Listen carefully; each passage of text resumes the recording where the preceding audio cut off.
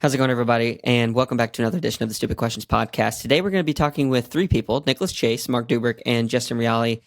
I've had them all on the podcast before, but this is going to be kind of a second installment of the Shoot the Breeze episode that I did with Tyler Smith, Chase McQueen, and Justin Metzler, where we're just going to talk about some fun stuff, recount some of the memories that these guys have had with past races, talk about some crazy Walmart version triathlons that we're going to try to put together, and what makes a good triathlon team. So without further ado, I want to introduce you to these three awesome guys who I am very humbled and grateful to say that they are my friends. So please enjoy this episode of Shoot the Breeze. All right, we'll see you.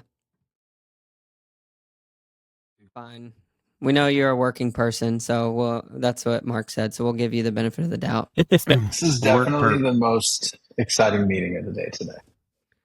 Yes, it is. Yes, Where sir. are you at today? You went straight to a work trip, right? Where are you at? I'm in our San Mateo office, the heart of Silicon Valley tech scene, baby, where we have sparkling water and kombucha and cold brew on tap all day. Wow. Oh boy! And that means whales vagina. Exactly. Wrong city. Tiago.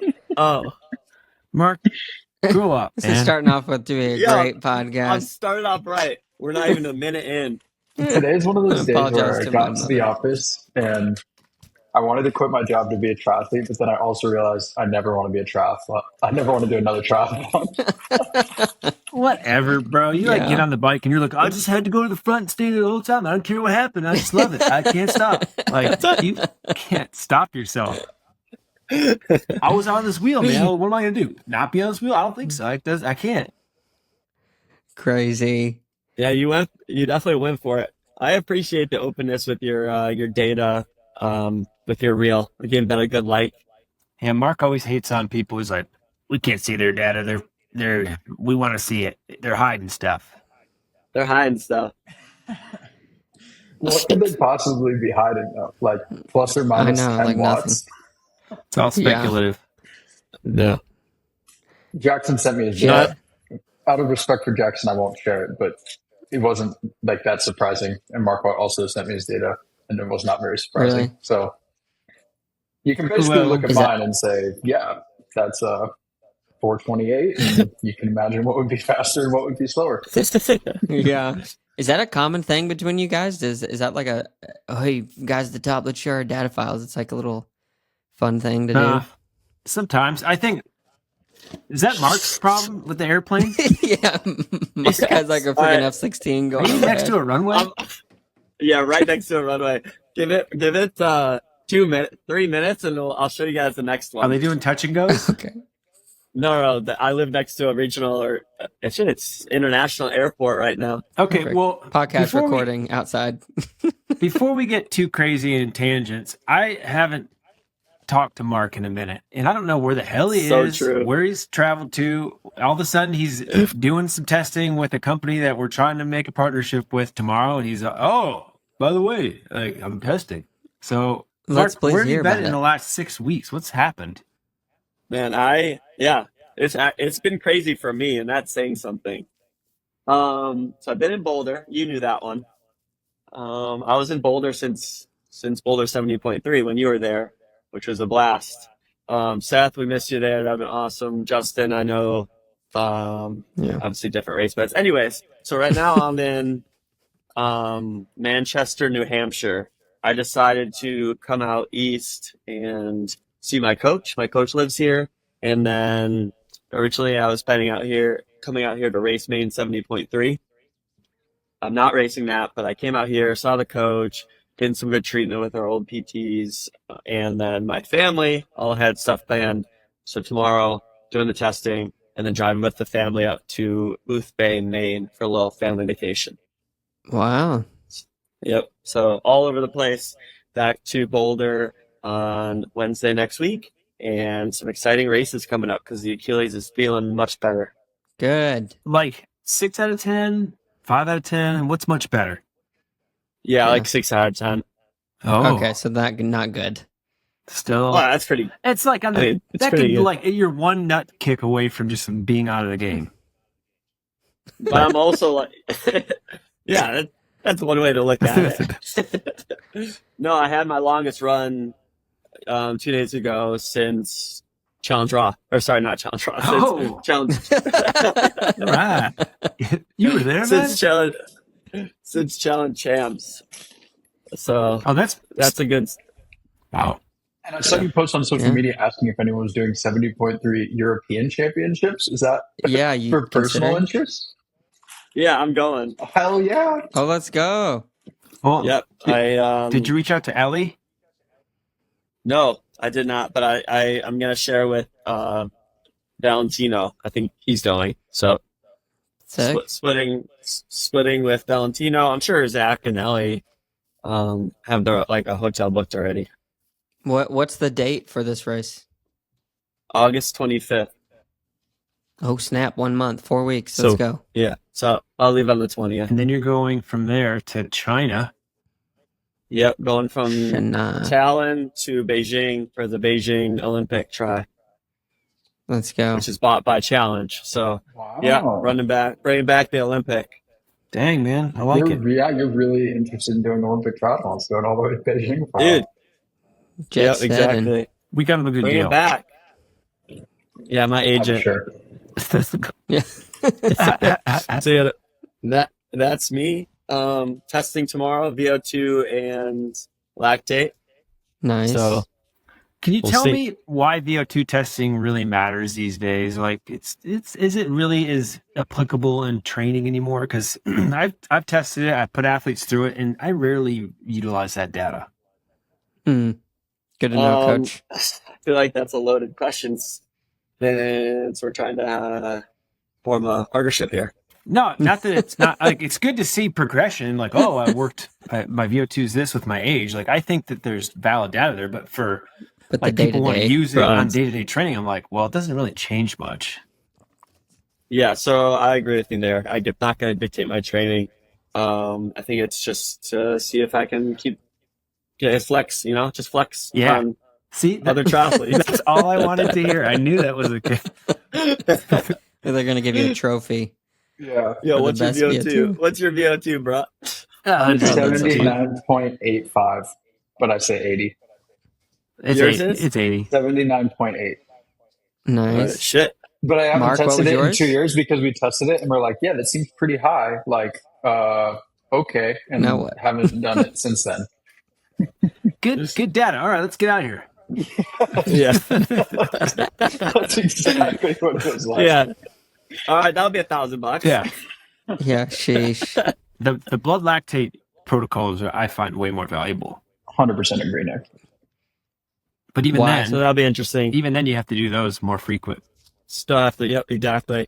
But I did just get a continuous lactate meter, which is also kind of exciting to test. Where's it hooked? To your nipple? Yeah, actually. It's in lactate. It siphons from your from your nipple.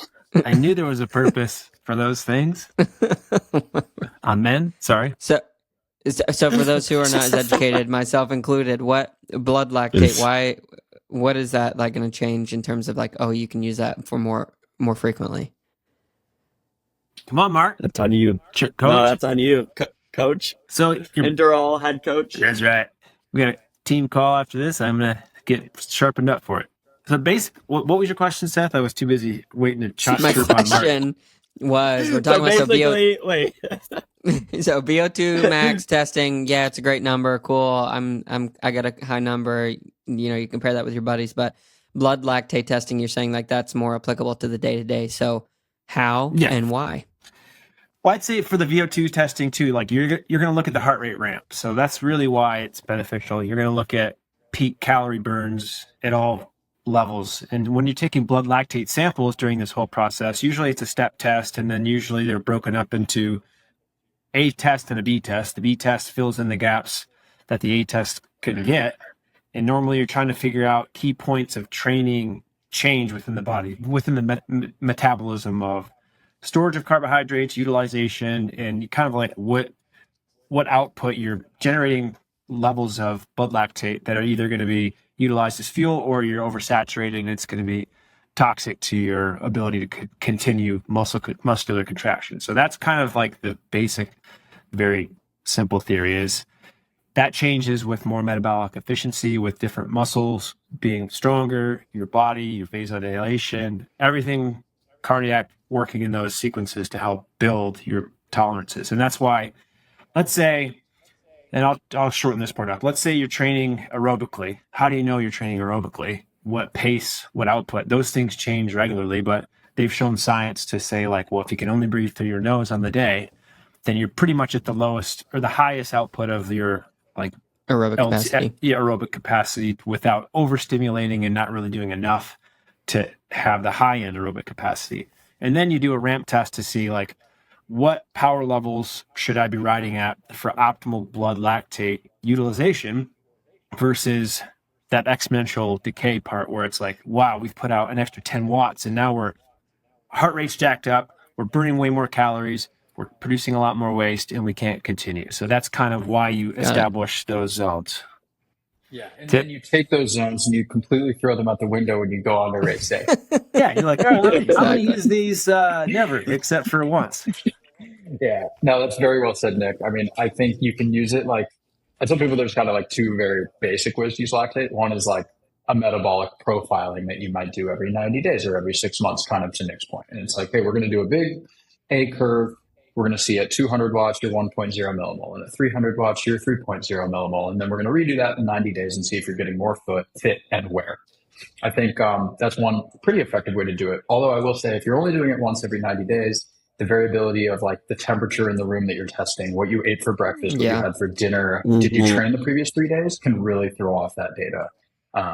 And so, you know, you have to take it with some margin of error unless you're testing consistently.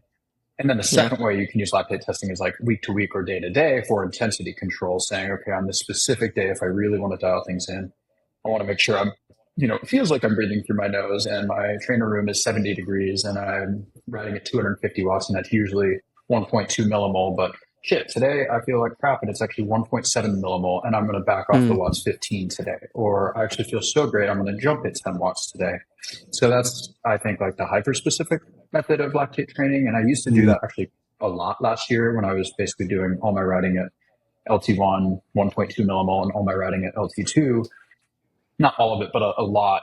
And this year I've gone a little bit away from that. I think it was like too much structure, too much distraction. Now it's like I've mapped all that enough times where I know that my exact heart rate value is almost mapped to lactate. And I can use that, which is obviously much easier, cheaper, and more efficient.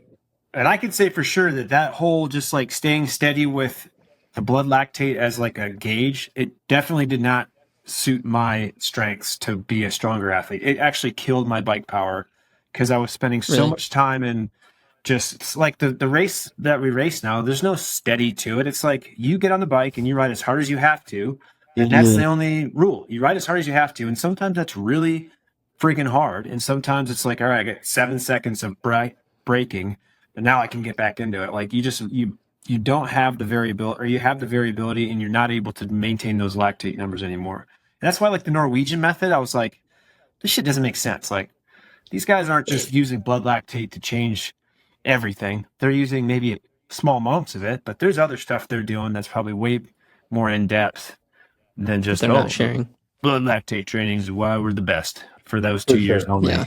Yeah, I've had two friends with the same experience you've had, Nick, where the training, that method just didn't work. It made them flat, like lower their FTP. And 30 watts. For me, I think it worked well because it was a new approach. And prior to that, I had been doing like cycling group rides, like spiking. So I had this big VO2, this big high end, but I didn't have the sustained strength endurance. I would fall apart after an hour or I'd fall apart at the low LT1. And I'm still having that problem in Ironman. Like, my legs just give out after 4 hours, even though my aerobic capacity and my heart rate are like kind of in decent shape, I think. It didn't look like you gave out that much. You maybe lost 5%?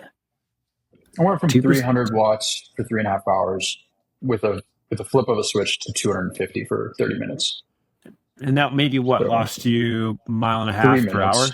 Yeah, I lost 3 minutes. 3 minutes. But then I couldn't run, let's be clear. Like I started the marathon like, oh shit. And my average heart rate on the marathon was like 134 because I just had no legs. Couldn't even push it.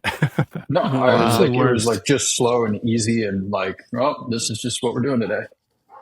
I love the Pro Series. It just reinvigorated full distance racing. Sorry to cut you off, Seth. Yeah, it's so awesome. No, I think we should talk about that because Seth mentioned that like next year and what everyone's thinking for the rest of this year. And I'm about to do my first non-pro series race this year with Mr. Nick Chase in Chattanooga, baby. Yeah. Oh, are you gonna do it, dude? Sick. I don't know. Yes, that's awesome. It's like Seth's home race. I think so. Yeah, I just signed up. Let's go. That's awesome. I'm gonna be there.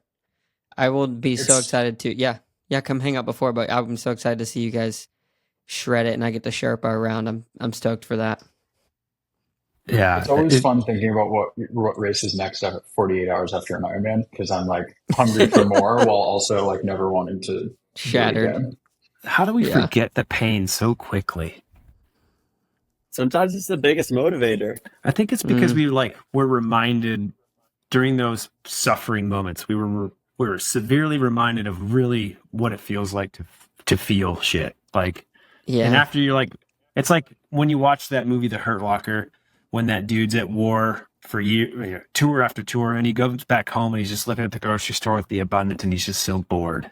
He's like, "Get me back to war." That's what we are like as athletes. Wow. Yeah, it's funny. I mean, we're similar in the way, Nick. Where like when was the last pool you did before Roth? It had been a while, right? 2.5 years. Yeah, I was in the same boat, and then like I feel like we both just got a taste of it recently, and now we're like, yeah, let's do it again in 8 weeks. Like, yeah, I think I can be better at this again. But Nick, your last one before Roth ended in a church. You were cozied up in a nice random church in the middle of Wisconsin, right? I have not had the best run at Ironman distance race. I've had like 3 good ones out of the 12, and then one like I had hypothermia once for sure. I went through a full church service in the back while shivering to death, and then I blacked out at Mallorca. It's not joking. He actually had to go into a church so he wouldn't die of hypothermia. Like, it was so bad. I think I shivered for 3 hours. I was saved, man. That's so funny. So you were literally it was his coming to Jesus. Yeah, I was like the furthest part out of the Ironman Wisconsin bike course, 40 degrees, pelted with rain, shivering uncontrollably. I was like, I'm done. I need to find a building. And the church was ringing the cowbells, and I was like, I got to get in that church. That's hilarious. I wish you had videoed that. Yeah. Okay, good deal. No. So I want to ask a question to steer the conversation a little bit back to what Justin was saying. But so the Pro Series with Ironman, obviously shaking the bushes and lots happening. People are thinking about what next year's going to look like. T100, I don't know. To me, it seems like it's dying, but that's just me. So what are you guys thinking is going to be the future for Ironman, PTO, or T100, and how all this kind of coalesces? Because I feel like some change is in order, but that's just me. I'm going to go last. Mark, go first. I'll go first. First is the worst. Yeah, obviously it's super exciting. I think it's pretty crazy how we're seeing all these T100 athletes still go and do some of these big Ironmans, Roth, Ironman Series races. So I think maybe that's kind of taking away from the T100, but because it's across the whole year and maybe some of these people who are stuck in that 5th through 20th place at the T100 races, they just have some FOMO and they want to feel that podium, or they just feel like they're not doing well. I don't know what it is, but I think they'll both stay around for a while. Who knows what the T100, they seem like they're very adaptable, and they're going to have to be if they want to stay in it. At least that's my 2 cents. But I think they should get rid of the contracts and just put big money on it instead. Yeah. I think that's all I have to say. Justin? Yeah, I think it's mostly Mark. I mean, I think you're talking to 3 pro triathletes who none of which have gotten a wild card invite this year. Nick and I are out of the running, and Mark's close. I'm like at the bus. Yeah, I'm not getting one. Yeah, and like they're coming to Vegas, and it would be like my dream to race. And I've grown as an athlete this year, and like in previous years, I probably would have gotten a wild card, and this year I'm not even in consideration set with because they're going off ranking. Exactly. Sorry to interrupt. They're going off ranking, and then now they made it pretty clear with at least the women in London that they went straight to those 3 Olympians. So now they're not going off ranking. So we'll see. Sorry, go ahead. Yeah, I think it's I don't know. It's been really cool to see the Pro Series grow. Like, you don't have to take a side. I watch every T100 race, and I watch the Pro Series races. And we don't have to talk about the broadcast because I could talk about that for an hour. But I feel like the T100, like with more wild cards, would actually be more interesting. Like, I don't think they nailed it this year with the, hey, we're going to follow this season long narrative and the storyline of these 20 athletes that are going to go from race to race to race. It's because that's failed, right? You're just not seeing the same athletes show up at every race, and then they happen to show up at a Ironman Pro Series race. So they essentially have an unpredictable start list at every single one of them without new names. Like, it'd be great if Marc showed up to one race and Lionel showed up to another, and then you had 10 Olympians all line up. And so I just think, like, to Marc's point, you might contract with 5 or 7 athletes and grow the start list to 30 and just make them like A-tier platinum races throughout the year, like a normal, like a more normal race, I suppose. And I think it's exciting and great for the sport. And it's obviously bringing more money from sponsorships and prize purses and quote unquote kind of freeing up some of these domestic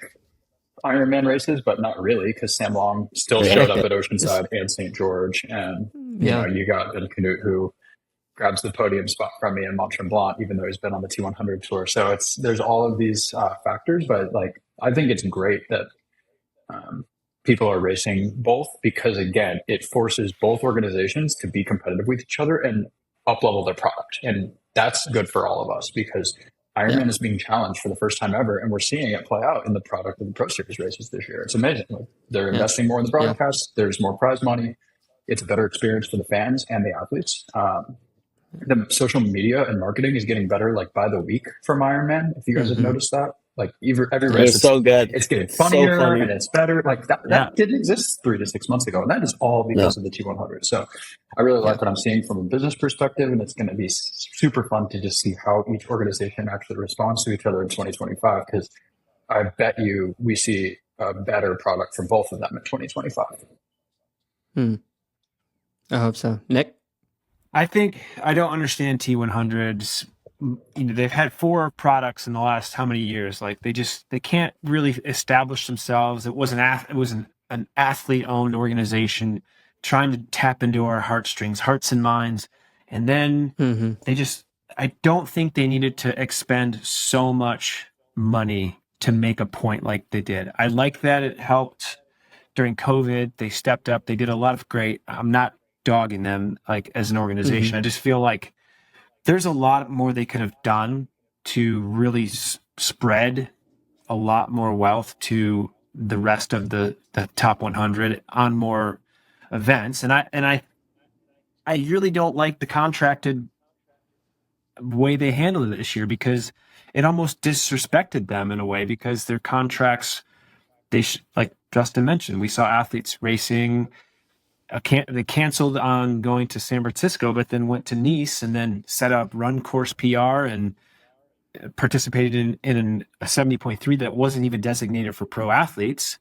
That's what Annie Haug did. And Lucy Charles went off and crushed Nice, like, great course recon. I understand the athletes are taking advantage of a system that's been set ahead of them. So no threats to the athletes, but the organizations, if they want to establish a reputable brand that everyone's going to be so charged up and relying on, give us something. Like, the broadcast has not been fun to watch. The athletes have not been consistently showing up because they can go elsewhere and earn more money, and they're not loyal to T100. So take back those contracts, put it into prize money, make athletes fight it out for 5th position or 15th position, which can still, like Daytona years ago. Yeah, it's to be super interesting. Like, you made like $11,000 finishing 15th. Like, that is huge. I think that's bigger for the sport than making somebody get $500,000 just to finish first. I think if you can finish 15th and still be relevant, survive, and put a paycheck out, that's what our sport needs. So I'm just not as top heavy as what they think. And the Pro Series, I think, has more energy, has more athlete buy-in. It's sure they've got to figure out how to figure out their business model, ability to reduce price or start fields, because I think or accommodate for bigger fields on the swim start, because I haven't had a clean start yet, that I haven't taken 10 to 15 strokes underwater.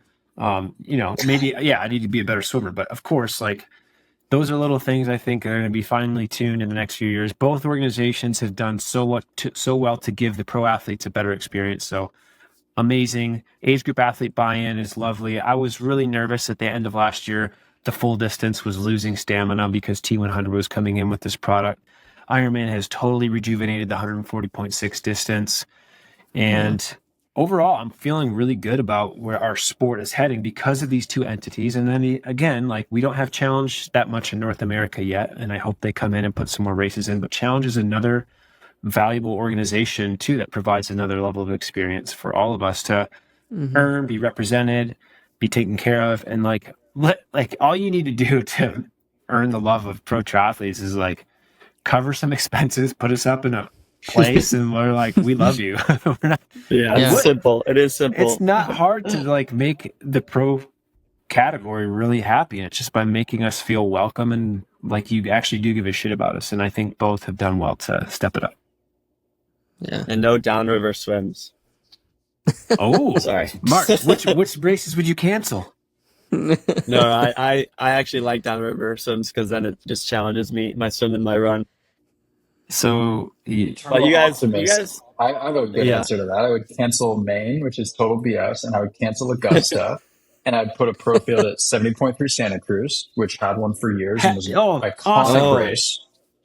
And good things. I would add a pro field at any other race that doesn't have a river and it has a lake or a reservoir. Yeah, they don't really need us to have a downriver race like to sell out like those races. Pros don't need those races. In the description, it says, go for your PR. And I'm like, is it it's really? not a PR, like, yeah. Does that count? Is it really a world record if the course is short by 3 miles? Come on. Come on. Is that? I didn't even know that. Is that the case for?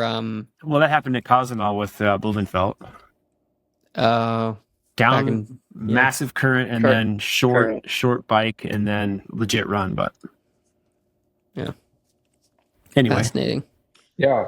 I think that's well said, Nick. And I think the other thing is the wild cards versus the contracted athletes. Like T100 has, like, the results have shown that that's not the way to think about it, and that's literally by definition not as top heavy. You have guys ranked 20 to 40 that are winning the race or in the top 5 consistently. Specifically, Yuri, Kyle Smith, and then you get guys like Marc, Jackson, Trevor Foley, Justin.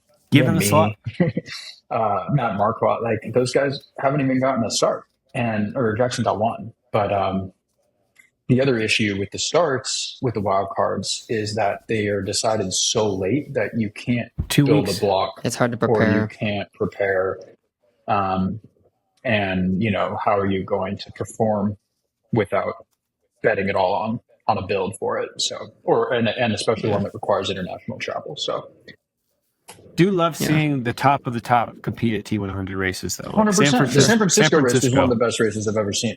Yeah, I think course diversity is also something I think T100 is doing a good job at. Like, all right, we're going to have some crazy hills, a lot of technicalities, or a fat flast, or whatever. Like, we're going to shoot you with water cannons on the run course and see what happens. Yeah. It's props to them for sure for taking on Alcatraz. I mean, I'm honestly biased because I wanted to race it, but props to them for taking on a course that, like, you don't know what the swim's going to be like. It could be super long, super short like it was, and the bike and run was kind of boring, but the bike was just epic. There was even like jumps in there, essentially. Yeah. So super diverse, and I think that's really cool if they keep doing that. Yeah. And I have a kind of a speculative question for you guys, because from someone who's not involved, obviously, in the racing side of things, I just watch. And, we've talked about the broadcast.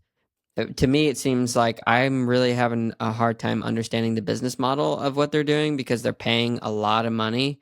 And I know that not many people are signing up to race them from like an age group field. Like, how many years can they sustain this before it kind of fizzles? Because, I mean, I don't know how many millions they've dished out this year and how many VC firms are involved. But if they don't see a return in whatever contract they signed when they sent over their term sheet, like, it's just going to go out with a flame. So I'm curious what you guys think about that side of things.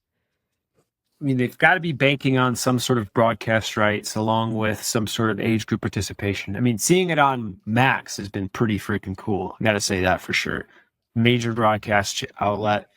But I think, like, where else do you make money? Like, maybe you're just you've had a lot of side bets on the amount of debt you're going to accrue, and someone's going to assume all that debt. Like a lot of this has to just be, we know we're going to lose 2 to 5 million in the first 4 to 5 years. Like that has to be part of the sequence. People with that kind of money.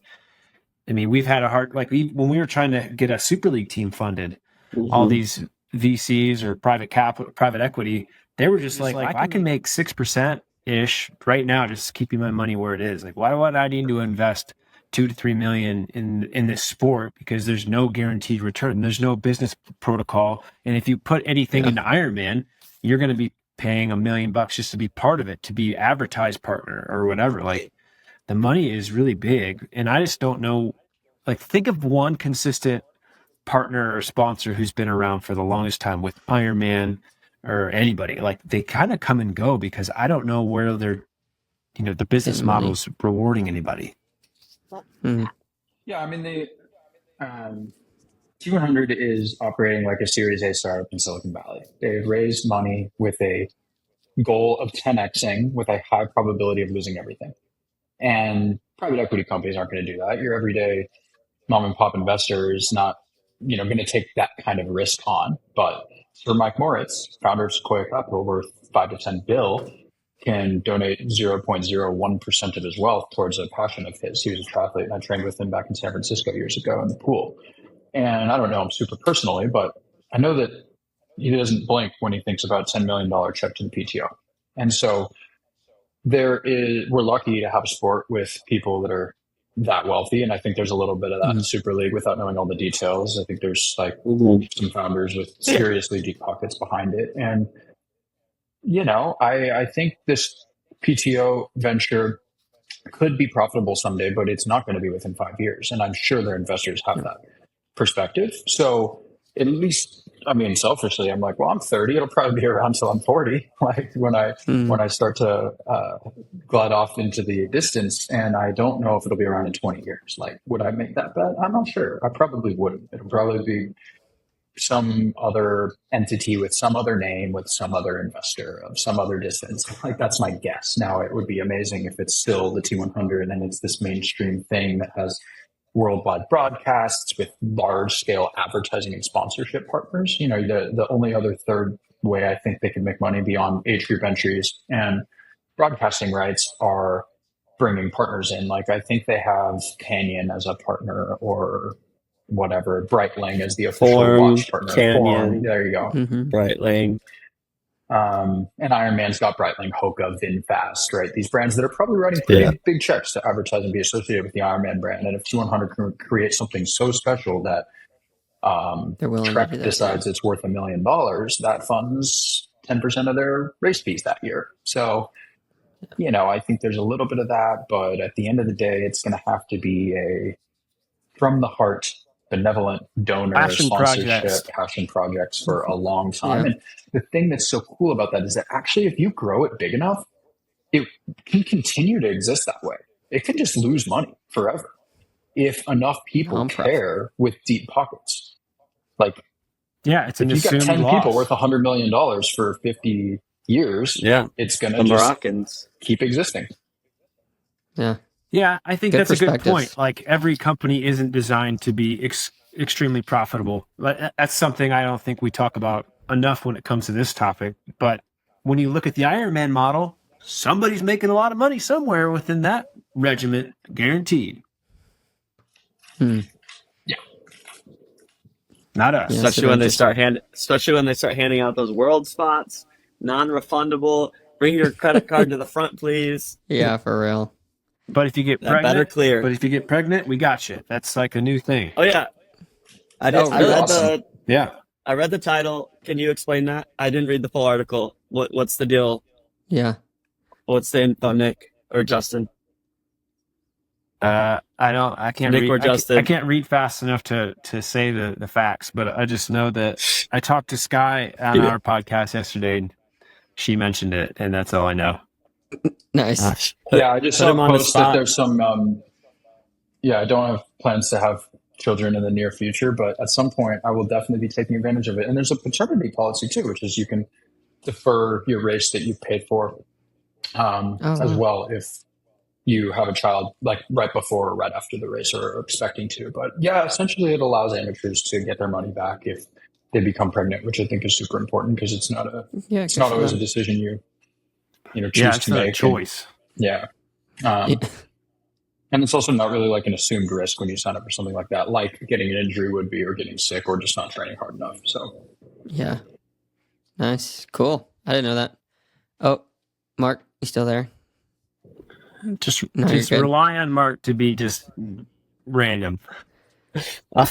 So, I clicked the lock button on accident because I'm using my hand as a gimbal, as a phone stand. It's a pretty stable gimbal we've seen. Yep. Well, here, let me ask another question, if that's okay. It's going to shift gears a little bit, and it's a little more silly. But so I talked to Mark. I don't even know if he remembers this, and even Nick, it was months ago. It may even close to a year ago now. But we had this idea of doing a triathlon where you get some really cool people involved, and basically what you do is you give them a set amount of money. They run into Walmart. They have an amount of time to pick up everything that they would need to do a triathlon. And then they're going to race this triathlon. Maybe even in the Walmart parking lot. Maybe we get Walmart as a sponsor and we like do a little kiddie pool and they do something crazy like that or link them up together. But what do you guys think of that idea? And what would it take to make that actually something that people would want to be a part of and watch? I think people would do that immediately. Like, I think we all are so inundated with stress and pressure. Like, that type of fun would be something most everyone, if it fit into their calendar, would be like, oh yeah, put me in. Yeah. 20 of us.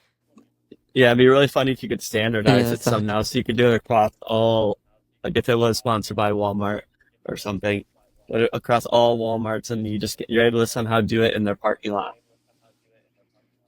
No, Walmart doesn't get any credit for this at all. They got enough freaking advertising. This is for us. It's for us. Walmart can figure out. All they do is give us rights to film. Yeah, in the parking lot. Yeah, I mean, I guarantee I could probably put together $10K for an event to where each person gets a couple $100, maybe $400 or $500 because you got to get a bike. You go in there, cheap. And we could do it in St. George. People would just love it. To you, time is buying the product part of the race? Yeah, you probably get 30 minutes to go in there and figure it out. No, ready, set, go. That's part of the race, is buying the stuff, picking it out and buying it.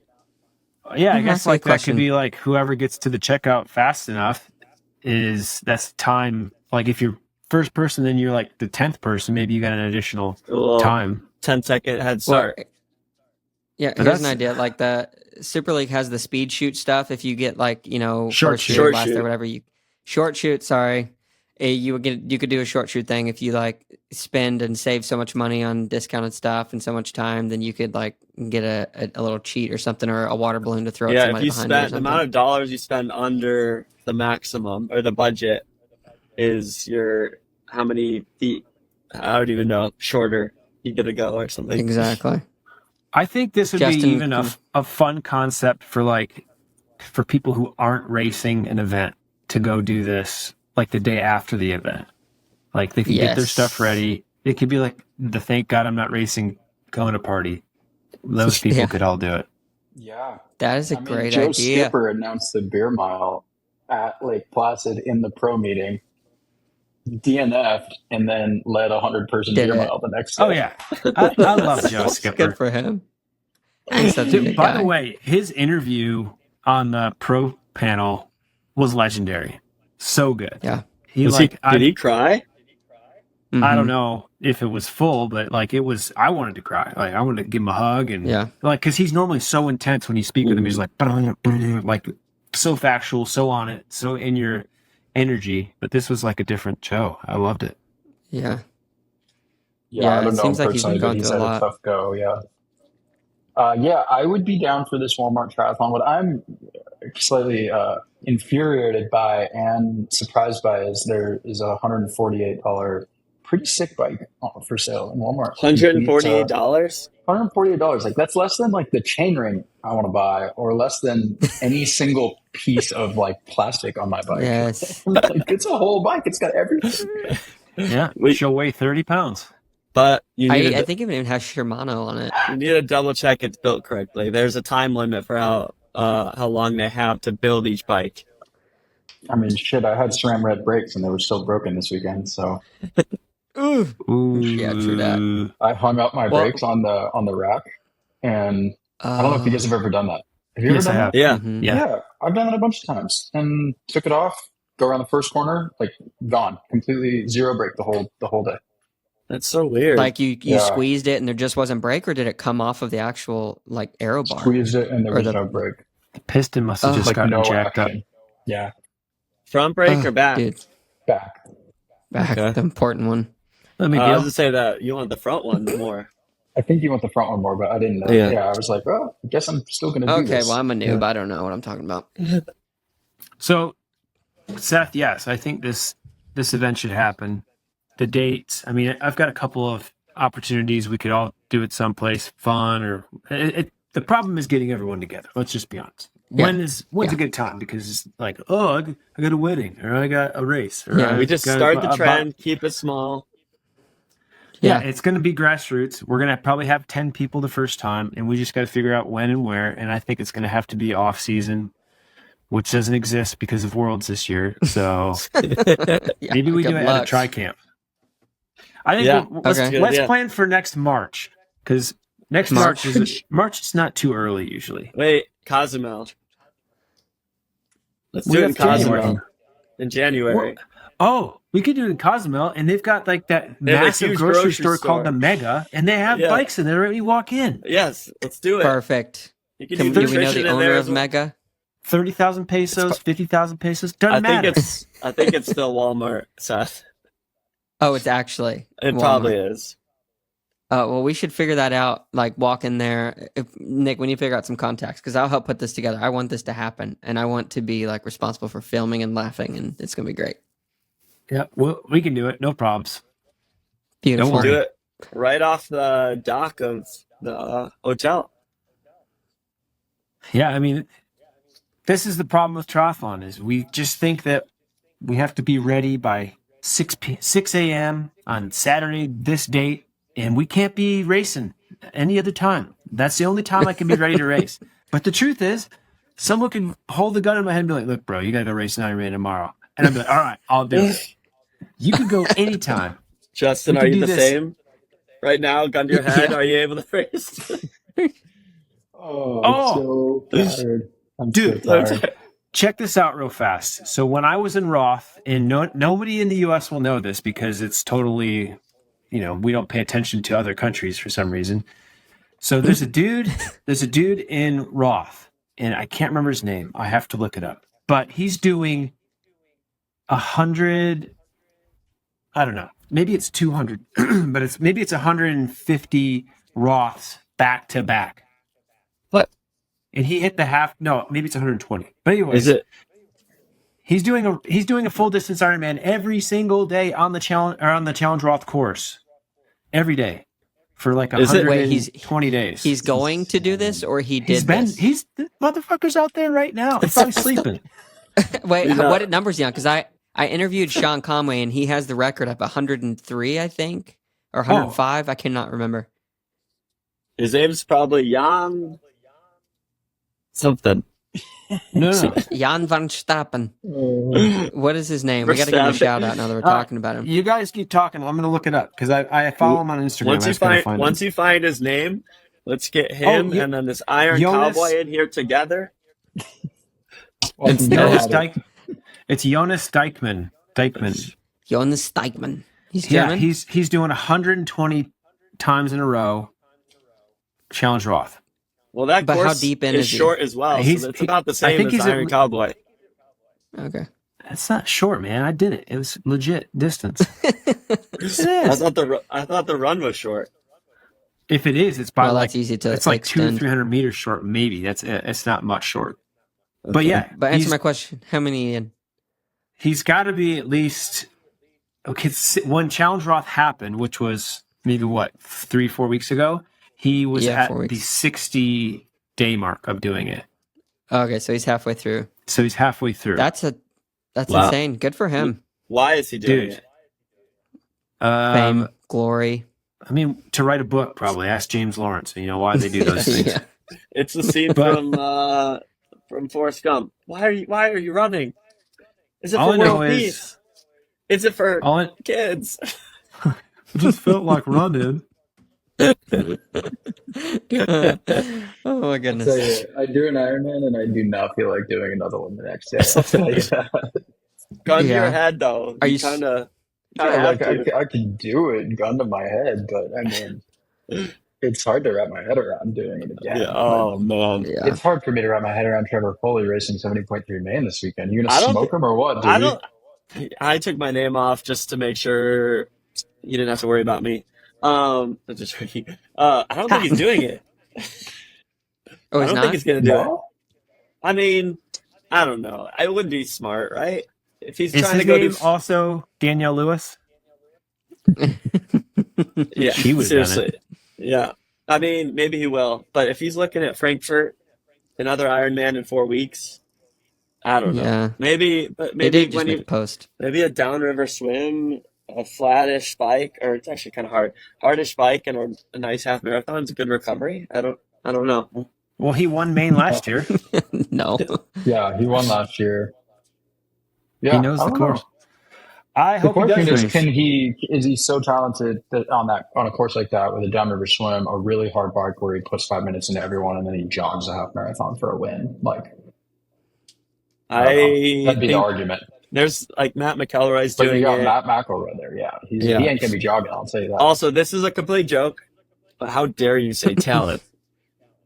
How dare you say I legit get mad when he hashtags hard work into account. I'm like, bro, I know you are a talented mother effer. Know your audience. Come on. How dare you say talent? It makes me mad. Like, I've been working hard for a long time now, and that just makes me mad. No. Oh, Trevor. 100%.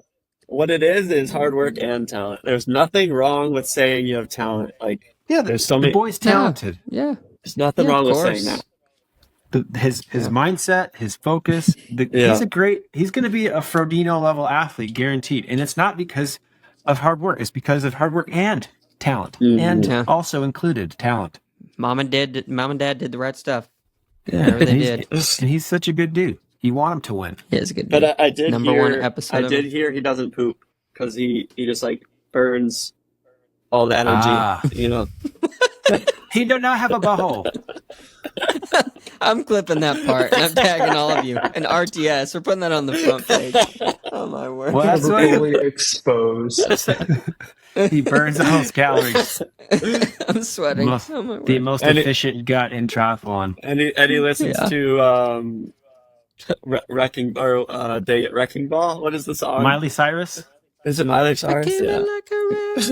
That one. All right, here's a good podcast topic. What do you guys think of the fist bump he gives Matt Marquardt at mile 23? Yay or nay? Yes. Yeah, absolutely. Absolutely. This is just like great race, Matt. Fuck you, bye. No, I don't. I think it's just like, if anything, you're just like, man, no matter what, I know I'm not slowing down, and I've been catching you, so we both know you're not coming back from this. Peace out. Good job. I respect you. How is that different from what I said, though? Because you're like, fuck you, man. You're down. You're going down, man. I think it probably came from like a respect. But like, your name's down at the front, kind of. It's like a mix, you know. You see the girls do. I feel like you see the girls do it more. Because they have. I've never emotions. seen a girl do anything but like throw shade. Like, really? Maybe. I guess Gustav did it to Sam Laidlow. He did. That was really cool. But then Anne Hogg did it to Lucy Charles at some big race. Like, touched her on the butt or on the back as she passed. And it was just a huge flex. That's what I was going to say. Butt slap or fist bump? Annie Hogg did that slap to me when she ran by me at Roth. She gave me the slap on the butt. Good job, Nick. As she went 7 hours and 40 minutes or something. My God. Oh, my goodness. Yeah. What was your time, Nick? It was awesome, though. Like 8:20 something. Slow. No in-house time. I legit died in the last 10K. I think I lost 2 of my additional lives. But your stash grew a bit more. Yeah. Did put some hair on your chest. And I stored a bunch of gel in this thing, and I was just licking it all on. So gross. Well, we're getting ready for mid-pack Ironman World Championships at Ironman Chattanooga. Yeah, I thought I was going to be like, let's go. One of the only guys there. I know was going to go to Chattanooga. It's going to be me, you, Mike Arashida, Eduardo. And that's all I know. Who's Eduardo? Eduardo is a young Mexican, very, very fast. Ran 111 at, I think, both Chattanooga and Montreal. Let me see. I think not Thomas. It's his first Ironman. He's the number 2 ranked Mexican. He trains with Tomas. I think he's a guy that I don't actually like. Huh. Do tell. He's super nice. Do tell, Nick. Why not? That is him. I don't like him. I mean, I think I've Why don't you like him?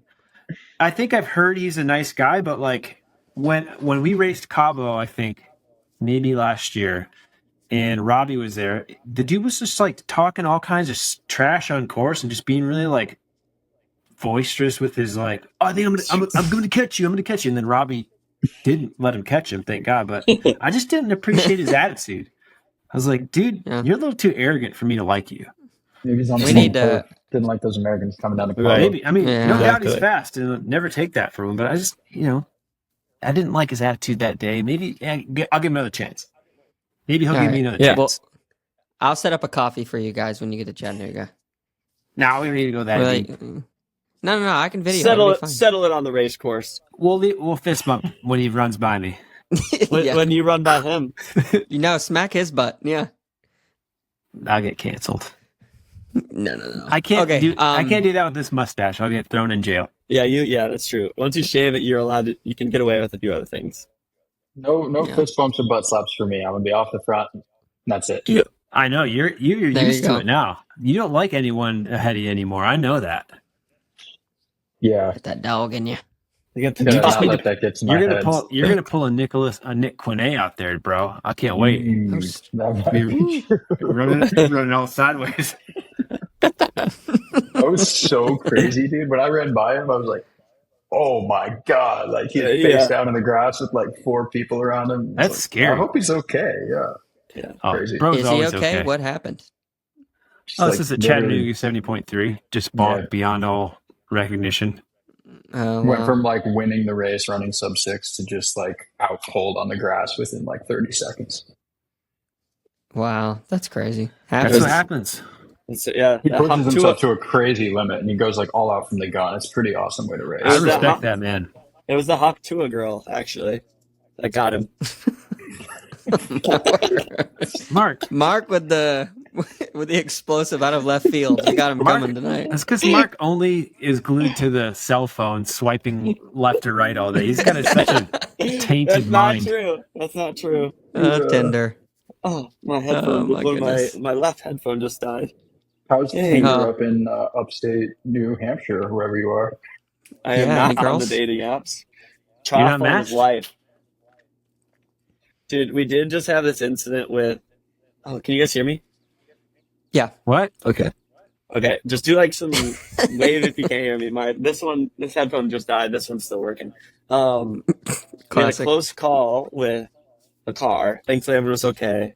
There was contact made. No one crashed. But anyways, the policewoman that pulled us over, I tried my hardest to find her, but I couldn't. Just saying. Wait, that's a tangent. Did you get her last name? It was on her uniform. Because she was cute. I know, but it was hard from that. I got her name. I don't want to say it. I got it. Marc, here's what you're gonna do. Just go rob the closest gas station. That's what I was gonna do. Hold somebody up at fist bump or fist point. I didn't know what I should do. Like go slide into the DMs if I could find her. But it's like so I'm sliding into the DMs of a police officer who was on like part of the investigation, of this. She might be married with kids, man. You don't even know this girl. I know, so I didn't even attempt. Why do you think that she... Never mind. Yeah, not on the dating apps here. Triathlon only, getting healthy. That's the plan right now. Beautiful. Hashtag get healthy. That's right. All right, so let me ask you guys one final question, then we'll start to wrap it up. There are 2 triathlon teams represented here in this chat. We have RTS and EMJ. So my question to all three of you is, what makes a good triathlon team? Maybe I'm thinking about starting one someday, so I need some advice. Thank you for the dog barking, Nick. That's not me. What the heck, Nick? He silences himself. Sorry. You didn't need to hear that. Yeah. What the I just ripped my whole family a new one. So RTS, EMJ, what, oh my goodness. What was the question, Seth? Which team would win in a cage fight? Exactly. That is a good question. We'll start with that one. Who would win in a cage match? We have Paul Felder. That's like right. 1-5. It wouldn't even be fair. That'd be crazy. Just Paul versus Jackson, Nick, Marc. He would still Lisa. Win. He probably would. Yeah. You don't think so? Scary looking dude. No, I wouldn't even get in the ring. Oh yeah, no, neither would I. No. Hell no. What makes a good team? Yeah, you guys can take this one. I want you all to answer. Okay. I don't know. I don't know if I have a good team. I try real hard and put things work. Try to be a good person and do what I can. And I don't know how it's going. I'm not. It's all about the members, and he's not sure about the members. Right. So yeah, what makes a good team is probably just really caring about your people. And I think that's all we do is I just care about everyone who supports us by supporting by gear, coming to our camps. You're supporting Marc Dubrick. You're making sure that boy can eat that ramen. So we're not the only difference between us is we are not like a team that has a product that is bankrolled by a large product. That's the biggest difference with our team. We're not a BMC. We're not selling bikes.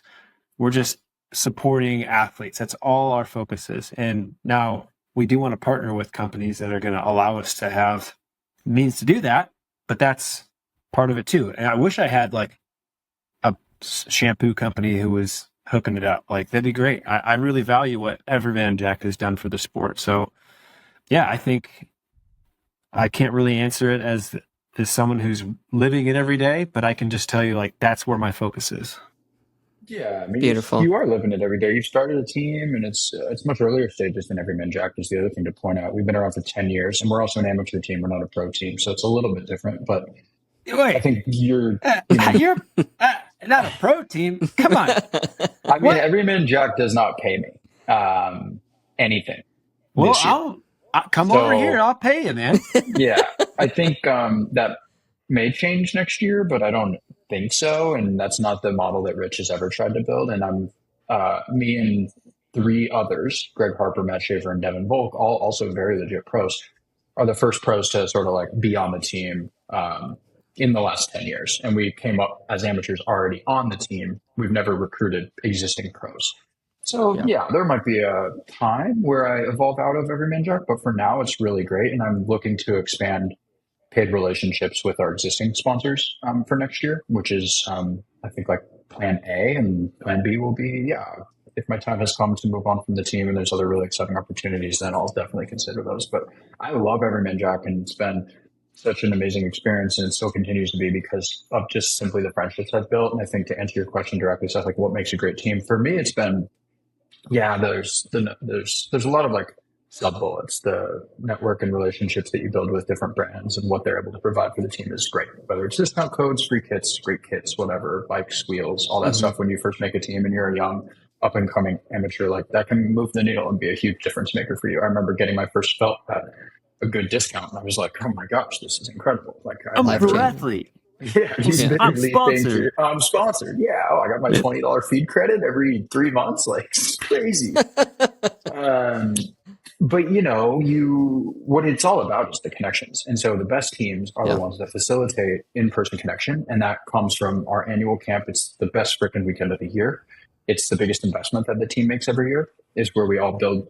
You meet all the new guys. We do intros. We spend literally 4 straight days, morning to night, together, training really hard, but also having beers and having fun at night. And that's what it's all about. And then that sets the platform for building relationships at every race. And so, we're doing dinner after Lake Placid, all of us at the local brewery. And now they're some of my best friends. I just got back from an independent regional San Diego camp that we had, and then I'm going up to Napa in 2 weeks for a 5-day camp. So there's what happens because we have 80 guys all over the country is we form these little pockets of mini camps throughout the year, whether it's 5 to 12 guys in Tahoe or in Altitude or in Vegas. I've hosted a couple of them. So that part of it's really special, and just, it's tough to like be on a team that's super digital, I'll call it, because there's only so much connection you can facilitate. It's like, yeah, you can have like a Slack channel or a Facebook page of a team with a ton of people on it, but it's kind of awkward if you've never met them to just like walk up and shake their hand like your teammates at a random 70.3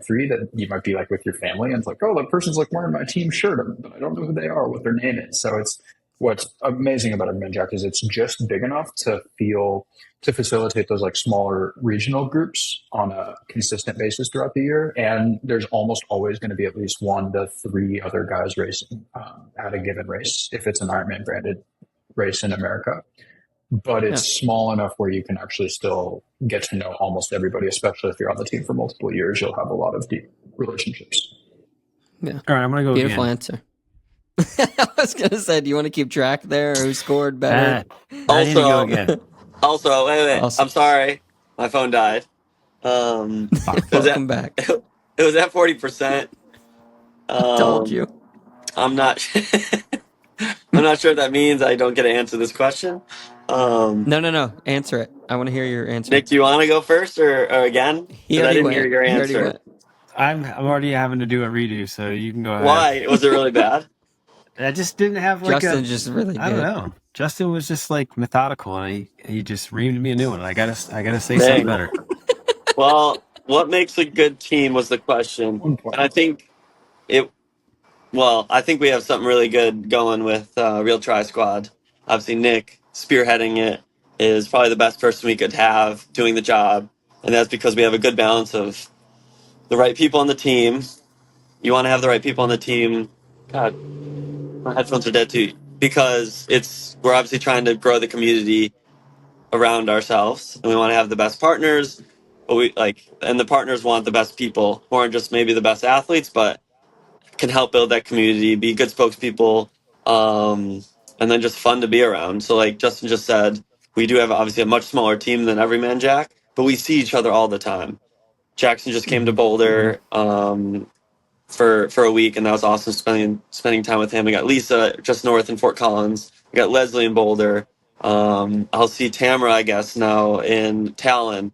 So yeah, we just see a lot of people all the time. We keep it fun, and yeah, I think that's just only gonna keep like the ball rolling for growing the team. And that's not saying we're growing with people. I don't know Nick's plan with the team, but we're all invested, and I think when you have everyone invested and giving all they have, hopefully, to grow it and to be themselves, to grow the team, it's gonna there's only good opportunities that come from that.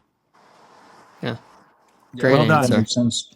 So I don't know. You probably didn't hear the part where Nick offered me your contract next year while your phone died, but see, there we go. And that's the plan for the team. We aren't because we obviously meet new people along the way, and we want to always have the best people coming in. So Justin, you'd be a great addition to the team. Exactly what we're looking for. Yeah, you're already accepted preliminarily for no money. So we'll work on that part.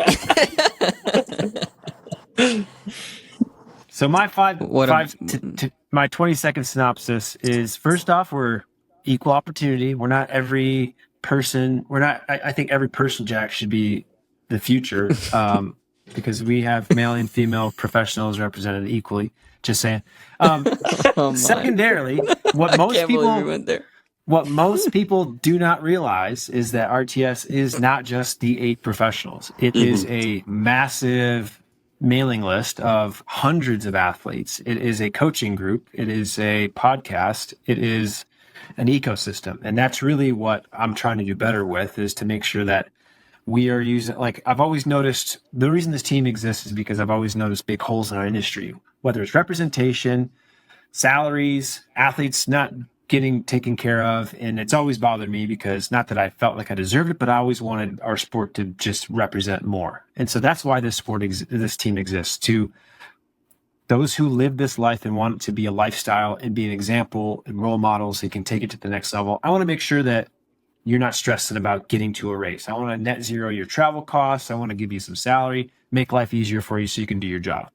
Now, we've had to pull in all these resources to make that happen, not having a big financial backer, but using hustles and coaching and camps and creating momentum in a community to support what we want the best of the best within our ecosystem to be able to achieve. So that's kind of the nutshell ecosystem that we've built. And I think it's changed, here and there. We've had, do I want to add more pro athletes? Can I afford to? Every year we've raised in the six figures, and now we're getting up higher and higher every year. And I need to make sure eventually that I can pay myself, because guess what? I haven't been taking no paychecks from all this shit, but I do love, I love everything I do. And I want to make sure that our sport is taken care of. And that's really why this team is here, so I can do my part. And that's why our team will always be the best. Well, I just want to say to all of you, each one of three of you guys offer a lot of inspiration, and I think just overall good community and exemplifying what a solid person and athlete should look like. So from someone who's on the outside of the pro field, really appreciate what you guys do, and obviously coming on here to share and just have fun. This kinds of things make my day and weeks, and I love what I do, and really appreciate you guys for being friends, and look forward to seeing how things continue to go for the rest of the season. But thank you all for what you do, and I'm excited for the future. Thanks, we appreciate Seth. You too, Seth. Thanks for putting this together. Definitely the highlight of my day as well, as I'm off to a credit union marketing strategy meeting. Beautiful. Open bar? I think I'm honestly going to bail on the happy hour tonight and go wind down and try to not get sick. That's what I would do. Old me would have had 3 IPAs and missed a week of training.